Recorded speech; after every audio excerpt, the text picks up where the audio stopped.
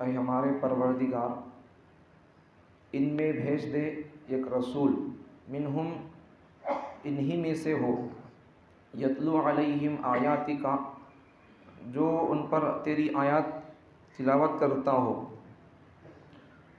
وَيُعَلِّمُهُمُ الْكِتَابَ وَالْحِکْمَةَ ان کو کتاب و حکمت کی تعلیم دے، کتاب و حکمت سکھائے، وَيُزَكِّيهِمْ اور ان کے دلوں کا تزکیہ کرے، إِنَّكَ أَنْتَ الْعَزِيزُ الْحَكِيمُ بے شک آپ غلبے والے اور حکمت والے ہیں۔ حضرت ابراہیم علیہ السلام اور حضرت اسماعیل علیہ السلام ان کی دعا تھی۔ کیا دعا تھی؟ کہ ان کی اولاد میں سے، جیسا پیچھے کی آیت میں بھی گزرا کہ اللہ حضرت ابراہیم اور حضرت اسماعیل دونوں نے دعا کی کہ اللہ تو ہم دونوں کو تیرا فرما بردار بندہ بنا لے۔ اس کے بعد پھر کیا دعا کی؟ ہماری اولاد میں سے بھی ایک جماعت کو ایسی پیدا فرما، ایک امت کو ایسی پیدا فرما جو تیری فرما بردار بن کر رہے۔ تو اسی دعا کو آگے بڑھاتے ہوئے اور دعا کر رہی کہ اے اللہ تو جو آخری پیغمبر بھیجنے والا ہے تو اس آخری پیغمبر کو میری اولاد میں سے بنا دے۔ تو کل بتایا کہ حضرت ابراہیم علیہ السلام کے بعد جتنے پیغمبران آئے وہ انہی کی اولاد میں سے تھے۔ اب حضور صلی اللہ علیہ وسلم بھی انہی کی اولاد میں سے ہے۔ حضرت حضور صلی اللہ علیہ وسلم حضرت اسماعیل علیہ السلام کی اولاد میں سے، اور جتنے حضرت عیسیٰ علیہ السلام تک پیغمبران آئے وہ سب حضرت اسحاق علیہ السلام کی اولاد میں سے۔ حضرت اسماعیل علیہ السلام کے دو بیٹے، ایک کا نام اسماعیل، ان میں حضرت حضور صلی اللہ علیہ وسلم تک کوئی نبی نہیں آئے، صرف حضور صلی اللہ علیہ وسلم نبی بن کر ان میں تشریف لائے۔ حضرت اسحاق علیہ السلام کے اولاد اور نسل میں سے بہت سارے انبیاء تشریف لائے، ان کے اولاد اور ذریت میں سے جو آخری نبی آئے وہ حضرت عیسیٰ علیہ السلام ہیں۔ ایک حدیث ہے کہ حضرت ابو امامہ رضی اللہ عنہ نے حضور صلی اللہ علیہ وسلم سے پوچھا کہ یا رسول اللہ آپ کا تذکرہ، ابتدائی تذکرہ آپ کا کس نے شروع کیا؟ ابتداً آپ کا تذکرہ کس نے شروع کیا؟ تو حضور صلی اللہ علیہ وسلم نے ارشاد فرمایا کہ میرا تذکرہ اور میں دعا ہوں میرے باپ ابراہیم کی علیہ السلام۔ یہ دعا حضرت ابراہیم علیہ السلام کی نہیں، ربنا وابعث فیہم رسولا، یہ حضور صلی اللہ علیہ وسلم کے لیے دعا ہے، اس سے مراد حضور صلی اللہ علیہ وسلم ہیں۔ تو حضور صلی اللہ علیہ وسلم وہی ارشاد فرماتے ہیں کہ مجھے میرا چرچا، میرا پرچار سب سے پہلے جس نے شروع کیا لوگوں میں وہ حضرت ابراہیم، میرے باپ حضرت ابراہیم ہیں۔ وہیں حضرت صلی اللہ علیہ وسلم ارشاد فرماتے ہیں میں میرے باپ حضرت ابراہیم کی دعا ہوں اور حضرت عیسیٰ بن مریم علیہ السلام کی میں بشارت ہوں۔ اور آگے حضرت حضور صلی اللہ علیہ وسلم ارشاد فرماتے ہیں کہ حضرت مفسر ابن کثیر رحمۃ اللہ علیہ کا تفسیر ابن کثیر ایک مفسر قرآن حضرت لکھے ہیں، تو ان کا کہنا کہ اس کا مطلب یہ کہ حضور صلی اللہ علیہ وسلم کا تذکرہ اور حضور صلی اللہ علیہ وسلم کا پرچار کرنے والے حضرت ابراہیم علیہ السلام ہیں۔ حضرت آمینہ رضی اللہ عنہا حضور صلی اللہ علیہ وسلم کی ولادت سے پہلے یا ولادت کے موقع پر مختلف حدیثوں کو جمع کر کے بیان کر رہا ہوں کہ حضرت حضور صلی اللہ علیہ وسلم کی ولادت کے موقع پر وضع حمل، وقت وضع حمل، حمل کے وضع حمل، ڈلیوری کے وقت، وضع حمل کے وقت میں حضور صلی اللہ علیہ وسلم کی امی سے ایک نور نکلا۔ اب وہ نور، اس نور کے ذریعے سے ملک شام روشن ہو گیا، ملک شام کے محلات روشن ہو گئے۔ تو حضور صلی اللہ علیہ وسلم ارشاد فرماتے ہیں کہ وہ نور میں ہی تھا۔ اور ایک حدیث میں کیا ہے کہ حضور صلی اللہ علیہ وسلم کی امی خواب دیکھی تھی کہ حضور صلی اللہ علیہ وسلم کی امی سے ایک نور نکلا، اس نور کے ذریعے سے ملک شام کے محلات روشن ہو گئے۔ تو حضور صلی اللہ علیہ وسلم ارشاد فرماتے ہیں کہ وہ نور اور وہ خواب کی تعبیر میں ہی ہوں، اس خواب کا مظہر میں ہی ہوں، یہ حضور صلی اللہ علیہ وسلم ارشاد فرماتے ہیں۔ تو مختلف حدیثوں کے جمع کر کے بیان کیا۔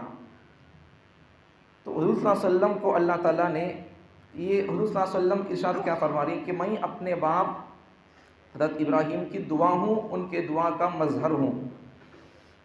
اب یہاں اللہ تعالیٰ نے اس آیت میں حضور صلی اللہ علیہ وسلم کے دنیا میں تشریف لانے کا مقصد اللہ بیان کر رہا ہے، ذمہ داری کو اللہ بتا رہا ہے۔ کل ایک ذمہ داری حضور کے بعثت کا مقصد ایک بتایا، مزید اس کی تشریح تفصیل باقی ہے، وہی سن لیں۔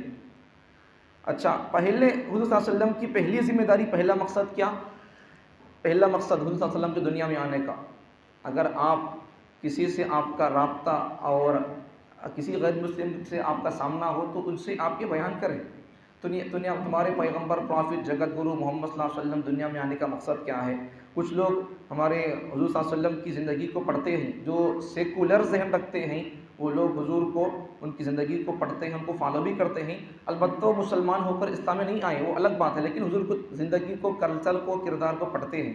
ایسے لوگ بھی ہیں، ان کو جانکاری رہتی ہے، پھر بھی ہمارے کو کتنا معلوم ہے یہ بتانے کے لیے کبھی بار پوچھتے رہتے ہیں۔ بعض لوگ اسلام پر اعتراض بھی کرتے رہتے ہیں، لیکن جو لوگ آپ کو سوال کریں معلوم کرنے کے لیے، تو پھر آپ ان کو سوال کا جواب دیں۔ کیا کہ تمہارے محمد صلی اللہ علیہ وسلم کا دنیا میں آنے کا مقصد کیا بتاؤ؟ تو پھر ایک مقصد قرآن کی اس آیت سے معلوم ہوتا ہے۔ پہلا مقصد یتلو علیہم آیاتک، قوم کے سامنے قرآن کی آیات پڑھ کر سنانا، قرآن کو پڑھنا، پڑھانا، سننا، سنانا، سمجھنا، سمجھانا۔ کتنے کاماں ہوئے؟ 6 کاماں ہوئے۔ یہ سب کاماں سب کے اوپر ذمہ ہے۔ کسے کون سا کام آتا اس میں سے، ان 6 کاموں میں سے کسے کون سا کام آتا، وہ کام کرتے جاتے رہنا۔ سمجھ میں آ رہی بات؟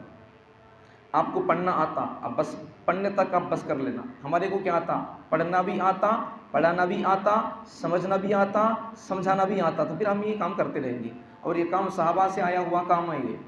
سمجھ میں آ رہی بات؟ یہ قرآن کی تفصیل درس وغیرہ ہے نہیں، قرآن کا درس یا حدیث کا درس یہ صحابہ سے تابعین سے چلتا ہوا آ رہا ہے، اور ہر ایک آدمی بھی قرآن کی تشریح تفسیر نہیں کر سکتا، نہیں کرنا چاہیے۔ اس کے لیے مدرسے کے اندر پڑھنا پڑے گا۔ اپنی صرف عربی زبان جان لے کر قرآن کی تفسیر نہیں کرنا، یہ جائز نہیں ہے۔ اگر صرف عربی گرامر کو یا پھر عربی زبان کو جان لے کر اگر تفسیر تشریح کرتا جائے گا، بیچ سے صحابہ کو نکال دے گا، ان کے تفاسیر کو، ان کے معنی، صحابہ سے جو معنی مطلب بیان کیے گئے ہیں، پیغمبر صلی اللہ علیہ وسلم سے صحابہ نے جو معنی مطلب جس آیت کا سیکھا سمجھا ہے، اگر یہ آدمی عربی سیکھ لیا، عربی سیکھ لے کر بس اپنی من کی تفسیر تشریح کر رہا ہے، بیچ سے نبی کو نکال دیا، بیچ سے صحابہ کو نکال دیا، تابعین کو نکال دیا، تو پھر یہ کیا ہو جائے گا؟ یہ کفر کی دعوت ہوگی۔ کتاب میں جو پڑھا وہ بول رہا ہوں آپ کو، سمجھ میں آ رہی بات؟ تو بیچ سے اگر صحابہ اور پیغمبر کو نکال دیں تو پھر یہ ایسا آدمی اگر تفسیر کر رہا ہے تو پھر وہ اپنے عقل سے ترتیب دے کر بیان کرتا جائے گا، اور پھر کیا ہو جائے گا؟ خود بھی گمراہ ہوگا، قوم کو بھی گمراہ کرے گا۔ اس لیے ہر کسی کی بس کی بات نہیں، بیان کرنا، تفسیر کرنا، تشریح کرنا، یہ ان کا کام ہوتا ہے، وہ لوگ کرتے رہیں گے تو اس سے فائدہ ہوتا جاتا۔ تو قرآن کے تعلق سے یہ تو ذمہ داری قرآن کو الفاظ کو یاد کرنے کی، قرآن کے الفاظ کو یاد کرنا، قرآن کے الفاظ کو پڑھانا، یہ ہر کوئی پڑھ سکتا ہے، ہر کوئی اسے پڑھنا چاہیے۔ کل بھی بتایا میں آپ کو کہ بعض دماغ خراب لوگ، پاگل قسم کے لوگ کیا بولتے؟ قرآن کو یاد کرنا، قرآن کے الفاظ کو یاد کرنے کی ضرورت نہیں ہے، قرآن کے معانی مطالب کو سمجھ لینا کافی ہے، ایسا بول کر بولتے۔ جبکہ قرآن کے الفاظ کو یاد کرنا یہ فرض نہیں ہے۔ مطلب کیا؟ ہر آدمی کو قرآن کا حافظ بننا یہ فرض نہیں ہے۔ سمجھ میں آ رہی بات؟ ہاں سنو، توجہ سے سنو، پورا جملہ سنو۔ ہر آدمی کو، ہر مسلمان کو قرآن کا حافظ بننا یہ فرض نہیں ہے، البتہ ہر آدمی کو قرآن کے ہر آیت پر عمل کرنا فرض ہے۔ سمجھ میں آ گئی؟ اب نہیں بولتے پھر کیا ہوتا، مشکل ہوتا تھا۔ پھر ہر آدمی کو تلاوت کرنا آ گیا، تلاوت کر رہا تو بس کافی ہے۔ سمجھ میں آ رہا؟ ہر آدمی کو حافظ بننا یہ فرض نہیں ہے۔ ہاں البتہ کچھ لوگ ہوں جو قرآن کے الفاظ کو یاد کرتے ہوں، ایک جماعت ایسی ہو جو قرآن کے معانی مطالب کو بیان کرتی ہو، ایک جماعت ایسی ہو جو قرآن کی تفسیر بیان کرتی ہو، ایک جماعت ایسی ہو جو قرآن کی آیتوں کو سامنے رکھ کر اس سے مسائل کو نکالتی ہو۔ یہ تمام کام، قرآن کے الفاظ کو یاد کرنا، اس کی تشریح تفسیر کرنا اور اس کے آیتوں سے مسائل کو نکالنا، یہ تمام کاموں کی امت مکلف ہے۔ مطلب کیا؟ مکلف کا تو ان کے ذمے ہے، ہمارے ذمے ہے۔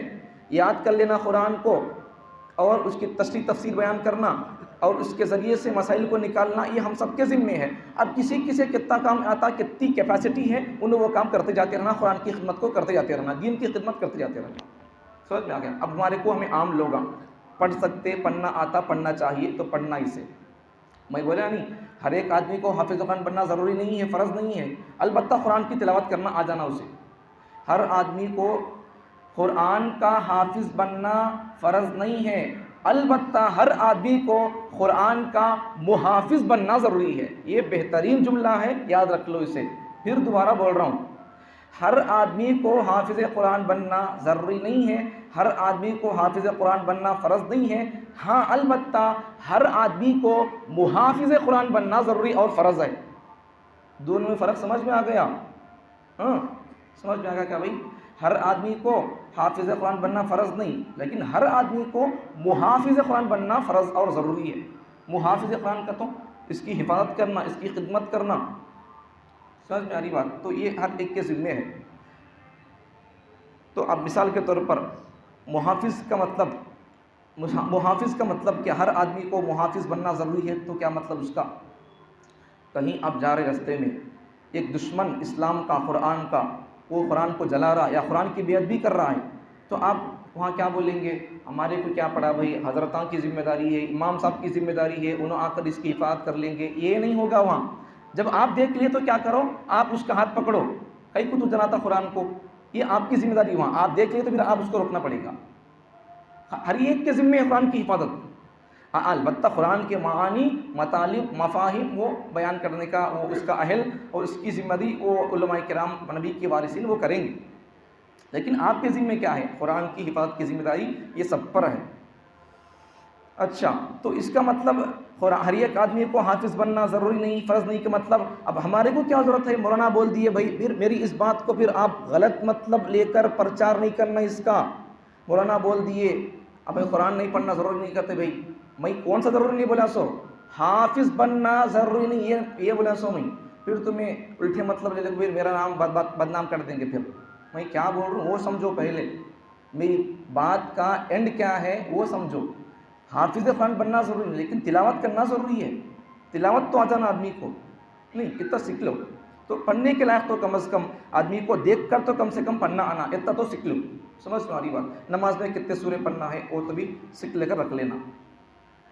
اچھا سمجھ میں آ گئی؟ یہ تمام چیزیں تمام لوگوں پر ذمے، سب کے ذمے آ جاتی ہیں چیزیں۔ جس کے ذمے اور جس کی طاقت جتنی ہوتی ہے وہ قرآن کی اتنی خدمت کرتا چلا جائے، اتنا قرآن کا حق ادا کرتا چلا جائے۔ اب آپ کے ذمے کام ایک ہے، کیا وہ؟ قرآن کی تلاوت آپ کے ذمے کرتے جانا۔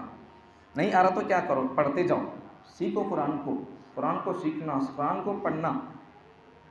قرآن کو سیکھے بغیر، پڑھے بغیر اصل دین کی روح، دین کے مسائل، ہمیں نماز، ایمان، دعوت بولتے نہیں، یہ سب چیزیں قرآن میں 600۔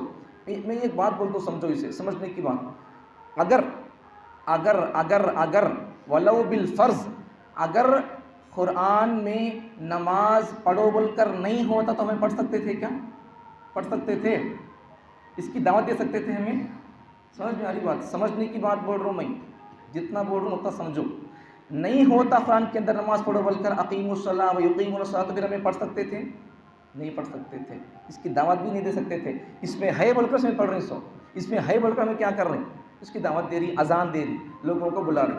تو اگر قرآن مجید، یہ مطلب کیا سمجھا رہا ہوں آپ کو، کہ پورے دین کو اگر آدمی سمجھنا چاہتا ہے تو پورے دین کا سمندر قرآن مجید اللہ کا کلام ہے۔ اس میں جو آدمی اپنے عقل اور اپنے علم کے مطابق جیسا غوطہ لگائے گا، ڈبکی لگائے گا، اس کے ڈبکی اور جیسا وہ تیز کودے گا، جتنی اوپر سے مطلب علم جتنا اس کا گہرا ہوگا، اتنے اس سے اسے مطالب، مفاہیم، معانی ملتے جائیں گے اس سے۔ جس کا علم جتنا کچا ہوگا یا پھر وہ سیکھا ہوا نہیں ہوگا، پھر اگر تیر نہیں آیا سو آدمی کیا کرتا، تیر نہیں آیا سو آدمی اگر اوپر سے کودے تو بھی کیا ہوتا، اندر چل جاتا، اوپر نہیں آتا، پھر آیا تو بھی پڑا مارتا رہتا۔ علم ہے سو آدمی اگر اس میں ڈبکی لگائے گا تو کیا ہوگا، اسے موتیاں ملیں گی، اس سے موتیاں ملیں گی، اس سمندر سے اسے قیمتی گوہر جواہرات اس سے ملیں گی، مطلب ہدایت کی باتیں ملیں گی، شریعت کی باتیں ملیں گی، سنت کی باتیں ملیں گی۔ تو قرآن کو سیکھو، قرآن کی تلاوت کرو، قرآن کا پڑھنا سب کے اوپر ضروری ہوتا ہے، پڑھنا، قرآن کو پڑھنا، ہمیں نہیں پڑھے تو قرآن کون پڑھتے بولو، توجہ دو اس پر ذرا، میں کئی کو بول رہا ہوں روز بول کر، اب میری کتاب نہیں خالی، یہ خالی میرے واسطے کتاب کیا بولو، اب اگر خالی صرف حضرتاں پڑھ لینا، علماء پڑھ لینا بولو تو پھر ہمیں خالی پڑھنا سو اسے نماز میں تمہیں نہیں پڑھنا پڑتا، پھر تمہارے لیے بھی ہے تو کتاب یہ، اس کے واسطے تمہیں نماز میں کیا کرتی، یہ پڑھنے کا، الحمد کا سورہ، اس سورت نہیں پڑھنے کا، اس میں اتنے حصوں، قرآن میں اتنے حصوں، پھر سب بھی سیکھو، پورا قرآن نماز پڑھنے کے سورے اچھا پڑھنا سیکھو، اسے ترتیب سے، ترتیل سے، کون سے حرف کو کہاں سے کرنا، کیسا کاٹے تو کیا معنی آتا، سمجھ میں آنی، مخارج سے کاٹ کو کیسا پڑھنا کہ ویسا پڑھنا سیکھنا، اسے اس کا حق قرآن کا حق ہی ہے، سمجھ میں آ رہا نہیں، تو اسے ویسا پڑھنے کا سیکھو۔ اگر غفلت برتیں گے قرآن سے تو پھر ہماری بربادی شروع۔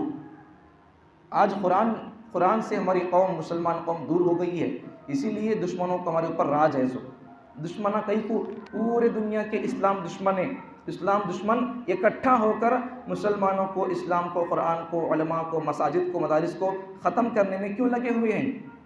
پوری دنیا کے اسلام کے دشمن کیوں اکٹھا ہو گئے؟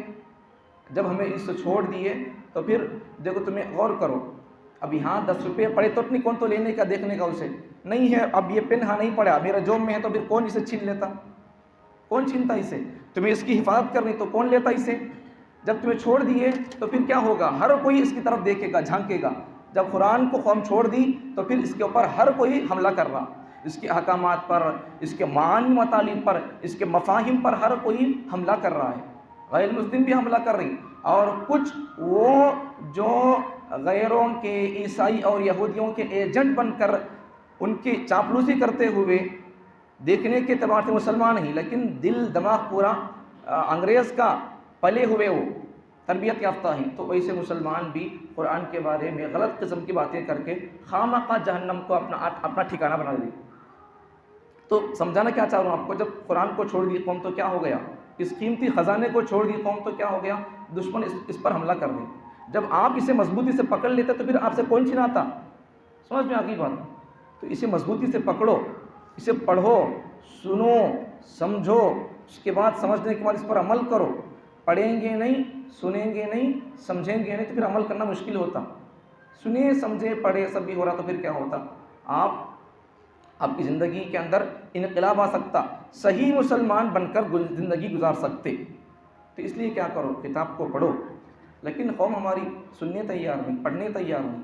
وہی ہے، وہی بات ہے، وہی بات، کیا بات کہ ایک غیر مسلم آدمی، ہماری حضرت ایک مرتبہ ایک جلسے کو گئے تو جلسے میں ایک غیر مسلم آدمی کا ایک جملہ پیش کیا کہ آج مسلمان اپنی قوم کو، ایک غیر مسلم آدمی بیان کر کے وہ کہتا ہے کہ اب تمہارے کو مسلمانوں کے بارے میں کچھ بھی ٹینشن لینے کی ضرورت نہیں ہے، بے فکر ہو جاؤ۔